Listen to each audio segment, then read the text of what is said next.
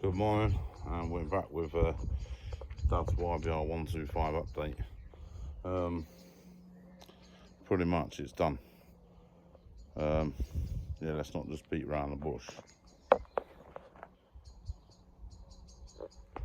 Yeah, that's what I'm talking about. Let's flip you guys around. Okay, so obviously there's a lot of cosmetic stuff still to be done, but the mechanical side, bar servicing it and sorting the blowy exhaust, she's done. Today I'm going to service the front brake, put some new pads in it. I'm going to adjust the back brake up a little bit for him because he says there's a bit too much trouble. He needs to at some point go and collect a welder so I can weld the mount to that, back to that. Then there's some other bits that just want cleaning up, and I can't remember if I showed you all. These were silver and rusted, and I quickly give them a spray up. I obviously sanded them first, and then all the chrome, it's a bit of damage. I'll give that a quick go once over with that pink stuff, and it's brought it out lovely. Alright, forks we got off at eBay, brand spanking new Yamaha job is ready to go, 75 quid. So that was spot on. We'll show you the shape of the other ones in a minute. Wheel including disc, he paid £44 second hand off at eBay as well, I think. The tyre, £58 brand new, fitted yesterday, because the other tyre is, well, it's nearly bald, so it was no good. We was going to chuck it on just to get it going, but I mean, what was the point? It wasn't going to be legal for long. So yeah, she is looking loads better. Now, we did have a little test ride up and down a little bit on it yesterday, just to see what she's like. She drives perfectly straight and true. There's not one wobble, no kink, nor every indicator light, bulb, everything works. Side stand, safety switch, the lot. Now all we got to do is some more tidying up, basically. Servicing, tidying up. Chain needs tightening, lubing. Back wheel needs cleaning because the front one looks mint compared to it. A few more bits of rusty stuff to tidy up. A few more bits of chrome to tidy up. But yeah, today's mission, we're going to get on with the front brake. Because, well, it needs pads. Half the pads broke and I bodged it to go in just so we could test it yesterday. But £19 for a new set, it wasn't that bad. Might as well do it properly. And minus the tyre, this is all the parts that have basically been destroyed. The wheel, as you can see, is absolutely knackered. Yeah, and I wasn't going to take a risk with that disc, hence buying a wheel with a disc already on it. Now this mud guard, oh, yeah, it's got chunks missing out of it, and it's got a big split across here. I did toy around with the idea of fixing it there and then chopping it and bobbing it for him, so he has something for now. But I think he's just going to look out for a decent second-hand one. I don't know yet, we'll see. And the old forks, these and the wheel took the brunt of it, everything, which is really good. As I say, there's no kinking or distortion or anything on the frame here. Let's get the cobwebs back off it, because I checked all that.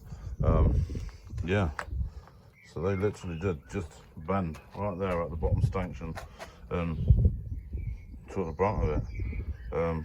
Wheel, it's one of them weird alloy ones, so it just sort of shattered everywhere. It's what it is. I think all in all, for the money you spent, it's looking really good at the minute. Now let's get onto these brakes. Well, while I'm here, I want to service the piston and the slides and everything and what have you. So I'm going to take the caliper off completely, because it's just going to be easier. So undo these, right off. Bushman's brother. See these little pin things? I can't remember what they're called. They're not split bends, they're like split bends, but not. Whip them out, pull that slide out this way, and then put your brake pads out, and then clean up all your bits and bobs, to make sure stuff's going to slide nicely. As you see, there's the broken brake pad. The pad itself was actually bent, but I've sorted it out. Looking at this now, it looks like that's bent, but it's not. It's this top slider. It's got absolutely no grease or anything on. It's dry as a bone. Hence why I'm servicing it at the same time. New pads, lithium grease, job done. Right, so that's that all cleaned up now. What I've done is I've cracked off the fluid reservoir. So when we compress this piston back in a minute, it's got somewhere for the pressure to like relieve itself and not burst or anything. But look at the state of that piston. I'm now going to lightly Scotch Brite it and then hopefully lubricate it with some decent lithium grease and work it in and out, in and out, in and out, and hopefully it's going to be good. After that, I'm going to go into these holes, what the sliders go in. I'm going to put a bit of Scotch cloth on a screwdriver and I'm going to drive it inside it and clean that out as well. So obviously I can't do all this one-handed, so I'll bring you back when we're done. Right, so I had some problems getting that back in, so I had to go and get my rewind tool so I can push it in, and then I got my son, he's up there, he don't want to be in the video. Yeah, look, that's his foot. I got him to pump it out a few times and me squeeze it back in, blah blah blah. Lovely job in now. Greased up all the sliders, cleaned any corrosion off everything, fitted brand new brake pads. Bob's your man's brother. Next thing I'm going to do, I'm just going to check the fluid level at the handlebars. Obviously I'm going to get John to do that, and then I'm not sure what I'm going to do next. I'll bring you back when I figure that out. Right, so I've been having a little clean up, but I've had enough really, and I think the wife wants me to do stuff, but I'm going to take stock and see what needs to be done next. Alright, now we've replaced front brake components, we've serviced the brake, we've replaced the front disc, we've replaced the front wheel, we've replaced the front tire, we've replaced the forks.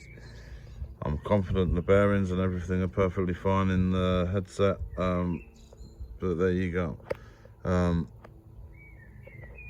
All of this stuff is all safety related. That's stuff that you need to be 100% sure is right, and I'm 100% sure it's right, so that's good enough for me.